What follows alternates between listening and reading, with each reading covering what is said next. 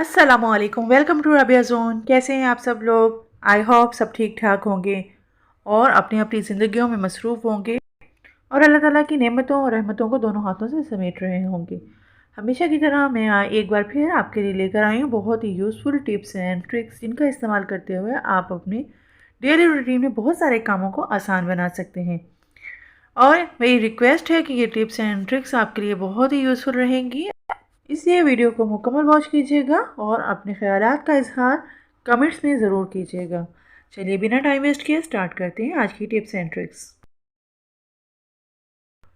जब हम भिंडी को कटिंग करते हैं तो इस तरह से, जिस नाइफ़ से हम भिंडी की कटिंग करते हैं उस नाइफ़ के ऊपर इस तरह से भिंडी की लेयर्स लग जाती है और फिर इस वजह से हमें नाइफ़ को बार बार क्लीन करना पड़ता है, बार बार वॉश करना पड़ता है। इस मसले के हल के लिए मैं एक टिप लेकर आई हूँ। भिंडी की कटिंग करने से पहले आपने अपनी नाइफ़ को लेना है और इस तरह से एक लेमन की कटिंग करनी है, ठीक है।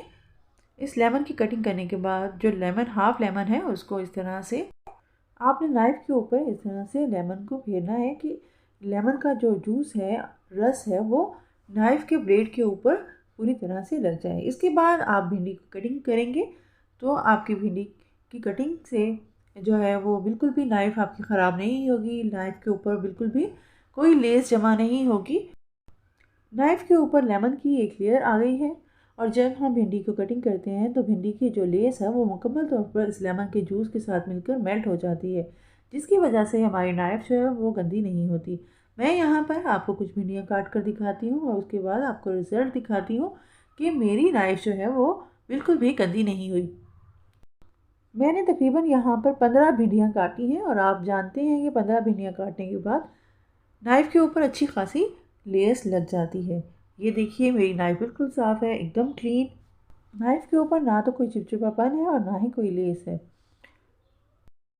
मेरी नाइफ़ पर अभी तक लेस जमा नहीं हुई और अगर आपको भिंडियाँ काटते हुए महसूस हो कि इसके ऊपर अब लेस जमा होना शुरू हो गई है तो इस तरह से लेमन लेकर एक बार फिर से नाइफ़ के ऊपर अप्लाई करें।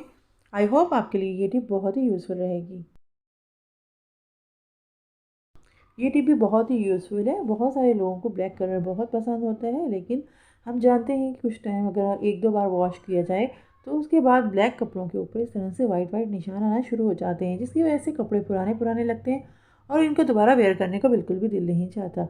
इस मसले के हल के लिए मैं एक टिप लेकर आई हूँ, जिसका इस्तेमाल करके आप अपने कपड़ों को फिर से नया जैसा बना सकते हैं और ये एकदम शाइनी हो जाएंगे और आपको लगेगा भी नहीं कि ये पुराने हैं या इनके ऊपर कोई वाइट कलर की इस तरह की निशान थी। इसके लिए आपने क्या करना है, एक बर्तन लेना है और बर्तन के अंदर आपने रोबिन नील डालना है, जो कि वाइट कपड़ों को हम नील देते हैं, वही वाला नील लेना है।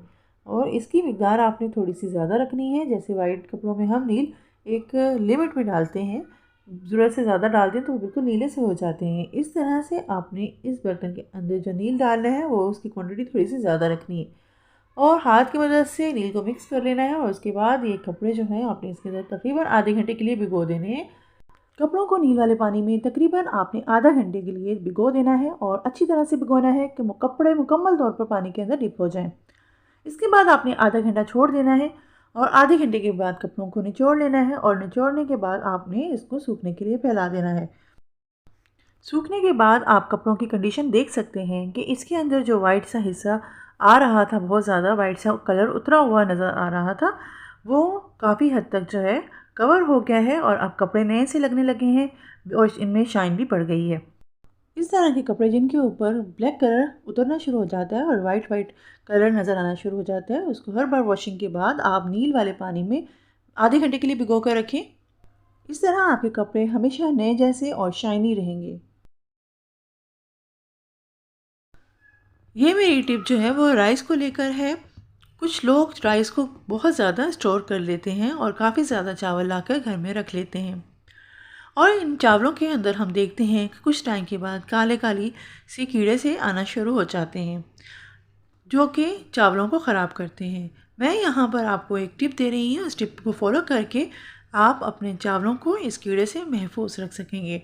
इसके लिए आपने अपने चावल को एक खुले बर्तन में डाल लेना है। राइस को महफूज रखने के लिए आपने ये टिप ज़रूर फॉलो कीजिएगा, इंशाल्लाह ताला आपको 100% फ़ायदा होगा। इसके लिए आपको चाहिए सरसों का तेल, मस्टर्ड ऑयल जिसे कहते हैं। इसको इस तरह से पाम के ऊपर आपने डालना है और दोनों हाथों की मदद से हाथों के ऊपर मलते हुए आपने राइस के ऊपर इसकी कोटिंग कर देनी है। इस तरह से हाथों के अंदर आपने राइस लेते जाना है और रब करते जाना है। ऐसा करने से सरसों का ऑयल जो है वो पूरी तरह से आपके राइस के ऊपर लग जाएगा और राइस के हर दाने पर इसकी एक कोटिंग सी हो जाएगी। जब आप पूरी तरह से सरसों का तेल जो है वो चावलों पर लगा चुके हों तो आपने इसके अंदर एक सेकंड इंग्रेडिएंट ऐड करना है, वो है हमारे पास हल्दी, खाने की हल्दी। ये थोड़ी सी आपने चावलों के ऊपर डालनी है और चावलों को हाथों की मदद से एक बार फिर मिक्स कर लेना है। ऐसा करने से जो है आपके चावलों के ऊपर जो है कीड़ा नहीं लगेगा, चाहे आप सालों साल तक चावलों को महफूज करके रखें। इसके बाद जब आप इसको मिक्स कर चुके हों तो इन राइस को अब आप राइस वाले कंटेनर में ट्रांसफ़र कर दें। बी श्योर कि ये कंटेनर बिल्कुल क्लीन होना चाहिए और बिल्कुल इसमें मॉइस्चर नहीं होना चाहिए। अब ये सारे के सारे जो राइस हैं वो आप इस कंटेनर में ट्रांसफ़र करके इसका लिड लगा दें और इसको किचन में किसी भी जगह पर रख दें। इंशाल्लाह ताला आपके राइस जो हैं वो मुकम्मल तौर पर कीड़े से महफूज रहेंगे और इसमें किसी तरह का कोई कीड़ा नहीं लगेगा। आपने नोट किया होगा कभी कभार जो है हमारी जो शुगर वाला पॉट होता है जिसके अंदर हम शुगर को स्टोर करते हैं, उसके अंदर चूंटियाँ आ जाती हैं और हम शुगर को धूप पे भी नहीं रख सकते क्योंकि धूप पर रखने से हमारी जो शुगर है वो मेल्ट होना शुरू हो जाती है। इस मसले के हल के लिए मैं आपके लिए लेकर आई हूँ एक बहुत ही यूज़फुल टिप। इसके लिए आपने क्या करना है कि जो आपका शुगर का पोट है जिसके अंदर आप शुगर स्टोर करते हैं, उसके अंदर आपने चंद दाने जो है वो इस तरह से लौंग के डाल देने हैं, क्लव्स जो होते हैं वो, और इनको आपने चीनी के अंदर इस तरह से मिक्स कर लेना है। अब ये लौंग की खुशबू की वजह से चीनी जो है वो आपकी कीड़े मकोड़ों और चूंटियों से महफूज रहेगी। इसको आप किसी भी जगह पर किचन में स्टोर कर सकते हैं। ये मेरी टिप भी आपके लिए बहुत ही यूज़फुल है। आपने देखा होगा कि अक्सर बच्चे टूथब्रश करने के बाद टूथब्रश जो है वो सही से क्लीन नहीं करते और इस तरह से टूथपेस्ट उनके ब्रशेस के अंदर ही लगा रहता है और वो जम जाता है।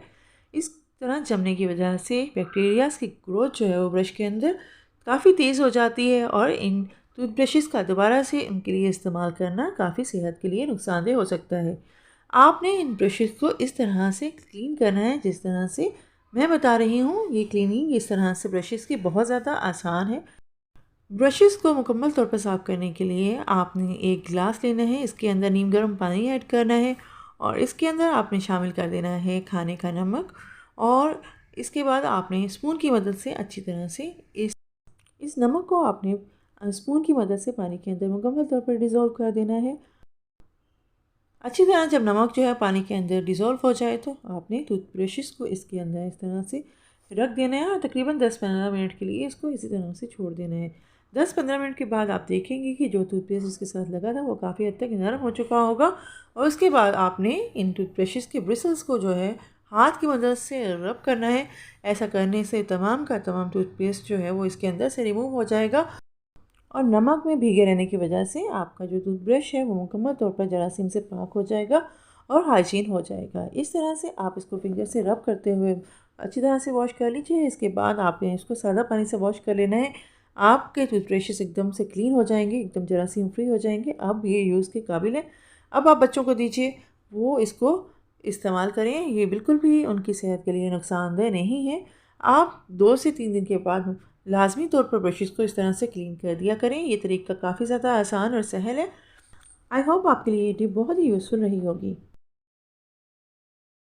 ये टिप बड़ी ही यूनिक है। दूध बॉयल होता है और उसके बाद आप इसका जो स्टोव है वो बंद करने के बाद इस तरह से एक जाली दूध के ऊपर रख देते हैं दूध को ठंडा करने के लिए। इस तरह जाली रखने के बाद जो नलकियाँ होती हैं, धागा होता है जिससे हम कपड़े सिलाई करते हैं, इस तरह से दूध के ऊपर रख दें और दूध से निकलने वाली जो स्टीम है वो नलकियों के अंदर एब्जॉर्ब होना शुरू हो जाएगी और तकरीबन 10 मिनट तक आप इस तरह से इसको पड़ा रहने दें। इससे क्या होगा कि नलकियों का जो धागा कमज़ोर हुआ होता है, जैसे हम कुछ नलकियाँ लेकर आते हैं वो धागा उनका बार बार टूट रहा होता है, कच्चा होता है, 10 मिनट इस तरह से स्टीम देने से जो है वो आपकी जो नलकियां हैं उनके अंदर से मॉइस्चर जो है वो निकल जाएगा और जो आपकी नलकियां हैं वो मजबूत हो जाएंगी।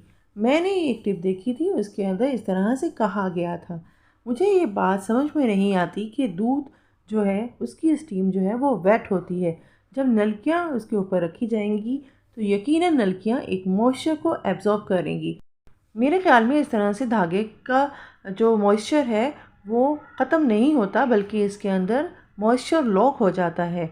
और जहाँ तक बात रही धागे का मज़बूत होना या कमज़ोर होना, तो जब धागे की मैन्युफैक्चरिंग हो रही होती है और इसकी मैन्युफैक्चरिंग के दौरान जो रॉ मटेरियल इस्तेमाल होता है वो ही बेसिक वजह होती है। अगर अच्छी क्वालिटी का रॉ मटेरियल इस्तेमाल होगा तो धागे की क्वालिटी बहुत अच्छी होगी और धागा मज़बूत बनेगा। अगर हल्की क्वालिटी का रॉ मटेरियल इस्तेमाल होगा तो धागा कमज़ोर बनेगा। तो व्यूअर्स, आपका क्या ख्याल है कि इस तरह से दूध की स्टीम देने से क्या धागा मजबूत हो जाता है? अपनी राय का इजहार कमेंट सेक्शन में ज़रूर कीजिएगा। जहाँ तक मेरी ऑब्ज़र्वेशन है, ये टिप बिल्कुल एकदम फेक है। ऐसा कुछ भी नहीं होता कि दूध के साथ हम धागे को मजबूत कर सकें। आई होप आपको आज की टिप्स एंड ट्रिक्स पसंद आई होंगी। मज़ीद अच्छी अच्छी टिप्स एंड ट्रिक्स के लिए मेरे चैनल को सब्सक्राइब कर लीजिए और साथ में लगे बेल आइकन को प्रेस करना मत भूलिए। मिलते हैं नेक्स्ट वीडियो में कुछ न्यू टिप्स एंड ट्रिक्स के साथ। अपना बहुत सा ख्याल रखिएगा और मुझे अपनी दुआओं में याद रखिएगा। अल्लाह हाफिज़।